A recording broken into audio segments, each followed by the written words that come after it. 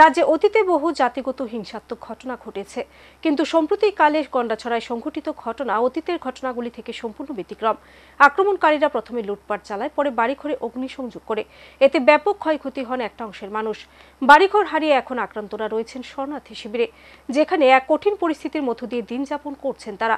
আক্রান্ত এলাকা পরিদর্শন করে এসে আগরতলায় দলীয় কার্যালয়ে আয়োজিত সাংবাদিক সম্মেলনে এমনটাই বললেন রাজ্যের বিরোধী দলনেতা তথা সিপিএম রাজ্য সম্পাদক জিতেন্দ্র চৌধুরী। সম্প্রতি গন্ডাছড়ায় একটি অনাকাঙ্ক্ষিত ঘটনা, এক যুবকের মৃত্যুর জেরে কিছু দুষ্কৃতিকারীরা জাতিগত হিংসাত্মক ঘটনা লিপ্ত হয়।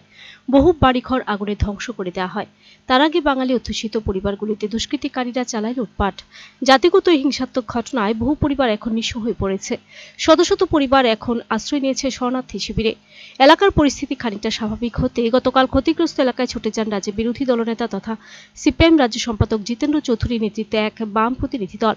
গন্ডাছড়া পরিদর্শনকালে প্রতিনিধি দলের সদস্যরা আক্রান্ত এলাকাটি খতিয়ে দেখে শরণার্থী শিবিরে অংশগ্রহণকারী নাগরিকদের সাথে কথা বলে সেদিনের ঘটনা সম্পর্কে অবগত হন। শরণার্থী শিবিরে আশ্রয় নেওয়া পরিবারগুলির সাথে কথা বলে বাম প্রতিনিধি দল গভীর উদ্বেগ প্রকাশ করে গন্ডাছড়া থেকে আগরতলায় ফিরে এসে শুক্রবার প্রতিনিধি দলের সদস্যরা সিপিএম রাজ্য কার্যালয়ে এক সাংবাদিক সম্মেলনে ঘটনার বিস্তারিত তথ্য তুলে ধরে বিরোধী দলনেতা। সাংবাদিক সম্মেলনে বিরোধী দলনেতা বলেন, রাজ্যে এর আগেও একাধিক জাতিগত হিংসাত্মক ঘটনা সংঘটিত হয়েছে, কিন্তু গন্ডাছড়ায় সংঘটিত ঘটনা যেন ছিল অত্যন্ত বীভৎস। আক্রমণকারীরা বাড়িঘরে অগ্নিসংযোগ করার আগে লুটপাট চালায়, তা থেকে রেহাই পায়নি গৃহপালিত পশুরাও। পুলিশের ভূমিকা ছিল অত্যন্ত হতাশাজনক। আক্রান্তরা বারবার পুলিশের সহযোগিতা চাইলেও তা পায়নি। গন্ডাছড়ায় যে ঘটনা সংঘটিত হয়েছে, এর পেছনে একটা গভীর ষড়যন্ত্র রয়েছে। গত বেশ কিছুদিন অতিক্রান্ত হওয়া সত্ত্বেও এখনো পর্যন্ত আক্রান্তদের পাশে দাঁড়াননি মুখ্যমন্ত্রী থেকে শুরু করে পুলিশ প্রশাসন। তাদের যে সদিচ্ছার অভাব রয়েছে তার লক্ষ্য করা গেল গন্ডাছড়ায় গিয়ে। ক্ষতিগ্রস্তরা এখন দিশেহারা। সরকারিভাবে তাদের যে সহায়তা করা হয়েছে তা যথেষ্ট নয়। শরণার্থী শিবিরে যারা এখনো রয়েছেন তারা নানা অসুবিধার সম্মুখীন। প্রশাসন তাদের পাশে না দাঁড়ালে কোনো অবস্থাতে ক্ষতিগ্রস্তরা ঘুরে দাঁড়াতে পারবে না। তাই ক্ষতিগ্রস্তরা যাতে পুনরায় স্বাভাবিক জীবনে ফিরে আসতে পারে তার জন্য ক্ষতি নিরূপণ করে পর্যাপ্ত সহায়তা প্রদানের দাবি জানান বিরোধী দলনেতা। একই সাথে তিনি দাবি করেন, এই ঘটনার পেছনে যারা জড়িত রয়েছে তাদেরকে চিহ্নিত করে দৃষ্টান্তমূলক শাস্তির ব্যবস্থা করতে হবে, নতুবা ভবিষ্যতের জন্য খারাপ হতে পারে। একসাথে 4 শতাধিক লোক আছে। এখন পানীয় জল যে বাহিত রোগের প্রাদুর্ভাব হয় স্বাভাবিকভাবেই, এরকম কোথাও একসাথে বেশি দিন থাকলে একটা ফিল্টার নেই। ত্রিপুরা সরকার যারা সুশাসনের কথা বলছে একটা ফিল্টারের ব্যবস্থা করতে পারেনি। তারপর স্কুলের অতিরিক্ত যে স্কুলে টয়লেট আছে ঠিক আছে, কিন্তু এতগুলি লোকের জন্য তো যথেষ্ট না।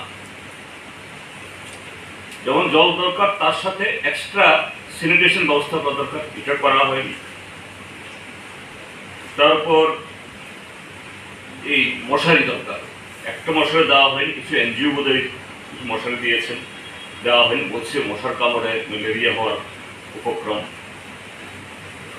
তারপর এরকম কোথাও ক্যাম্প হলে পরে, যদিও হাসপাতালটা খুব বেশি দূরে না, তারপরও প্রাথমিকভাবে প্রত্যেক দিনেই তো এই পেটে রোগ হচ্ছে, অন্যান্য হচ্ছে, একটা মেডিকেল ক্যাম্প থাকা দরকার।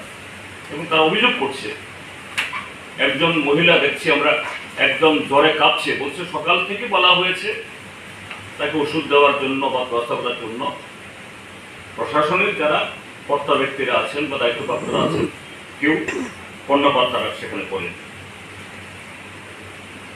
তো এই হলো একটা কি বলে খুবই প্যাথেটিক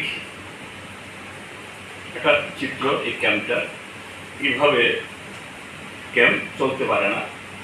সরকারের তরফ থেকে, প্রশাসনের তরফ থেকে এগুলি নজর দেওয়া দরকার।